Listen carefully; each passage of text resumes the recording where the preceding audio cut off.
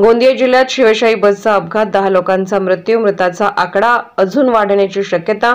गोंदिया जिल्ह्यात बसचा भीषण अपघात झाला आहे। सकाळी भंडारा आगारातून बस गोंदियाला जात असताना गोंदिया सडक अर्जुनी मार्गावर बिंद्रावन टोला गावाजवळ शिवशाही बस अनियंत्रित झाली व रोडच्या बाजूला उलटल्याने यात आतापर्यंत 10 लोकांचा मृत्यू झाला आहे, तर 30च्या जवळ लोक जखमी असून जखमींना गोंदिया जिल्हा रुग्णालयात हलवण्यात आले आहे।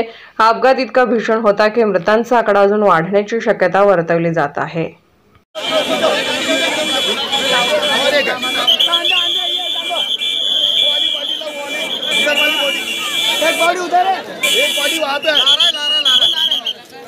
पीछे कहाँ गए?